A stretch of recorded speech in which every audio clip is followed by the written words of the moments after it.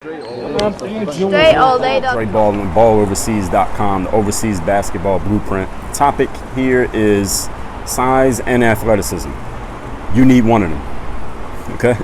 You need at least one of these if you're going to stand out. If you want people to pay attention to you in the basketball world, you better either have really good size for the position that you want to play and or have some athleticism that makes up for the size that you lack.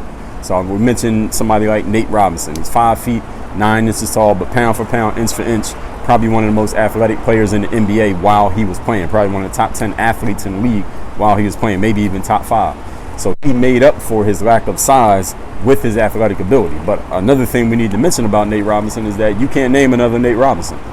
He was 5'9". Who else was 5'9" playing in the NBA with that package of a lack of size but the athleticism to make up for it? There has been very few. You had a guy like Muggsy Bogues who was 5'3", but he was so incredibly quick and strong, at least in his prime, that he was able to cut it in the NBA. And you had a guy like Spud Webb. Those of y'all who are old enough to remember these guys that I'm mentioning, Spud Webb, Muggsy Bogues. Spud Webb was back in the 80s. He was so athletic.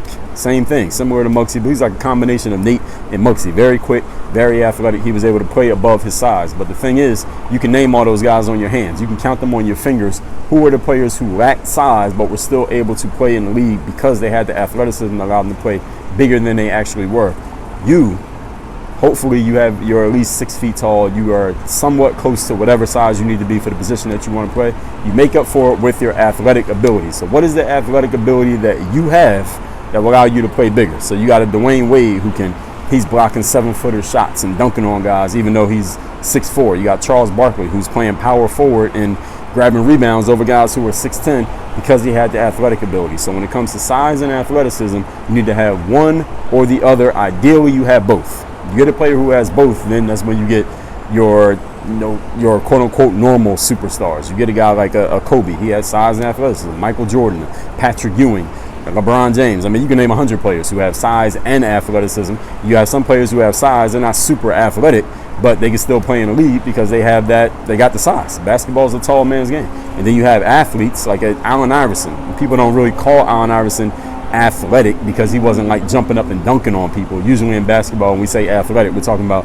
dunking and having big muscles. But Allen Iverson was extremely quick, right? He had great, what's the word I'm looking for? It was extremely quick agility, so he could change directions like a Derrick Rose, who had a combination of he could get up and dunk on you and he could blow by you with the quickness of Russell Westbrook. These guys had the athleticism to play bigger than their size or at their size and dominate simply because they had at least one of the two. And Russell Westbrook, you're talking a guy who's 6'3", 6'4". Derrick Rose, similar. Allen Iverson, a little bit under 6 feet, as they said. You look at a guy like Chris Paul, for example. He's a guy I should have mentioned in the other video when I talked about size. They say Chris Paul is around 6 feet. We'll just say 6 feet. I don't know exactly. Let's say that's his height. Now, is Chris Paul jumping over people? No. Is Chris Paul blowing by everybody? Now, he used to. When Chris Paul was early in the league, those of y'all who know, he used to. But he has some knee challenges, which a lot of players have. The longer you play, it's going to happen. And Chris Paul is not as quick anymore. He's not going to just blow by you and just buzz to the rim anymore. But Chris Paul is very cerebral. Is he great at running the offense? I would say so. Is Chris Paul a great shooter? Yes. Is Chris Paul a great ball handler? Yes. Is Chris Paul a great leader? I would say yes. Chris Paul is a 99 across the board in all of those things, even now, without the athleticism and without the height. So he's a guy I should have used as an example in the other piece where I was talking about what you had to do when you're an undersized player. But when it comes to the basketball world, you need to have one or the other. This is sports, ladies and gentlemen. So whether we could be talking about baseball, swimming, track and field, hockey, football, the difference with those sports is there's not necessarily, the height thing doesn't matter as much. In basketball, there's a goal that's 10 feet tall, so the height matters. So in basketball, you need the height or you need the athleticism. Ideally, you will have both, but if you're missing the height, get the athleticism. If you're missing the athleticism, you better have the height. If you don't have the height nor the athleticism, you better get those programs that talk about Ultimate Athlete in Position of Power. That's at hoophandbook.com/UA. For Ultimate Athlete, we're going to make you an offer to get both of them. One is for no equipment. You need no equipment at all. The other one is when you have strength training equipment like a gym, a weight room, things like that. Ultimate Athlete, no equipment. Position of Power, full equipment. Both of them in-season and off-season options. Again, hoophandbook.com/UA. Now, if you do not have this book, But if you're watching this video, you want to play professional basketball overseas, go to balloverseas.com. Get this book for free. I've already made the book free. I've already paid for it. We got a box of them just came in and another box on the way, so we can ship these out because those ones are already spoken for. Balloverseas.com. The book's paid for. You cover the shipping. This is 237 pages. Tell you everything you need to get started playing professional basketball overseas.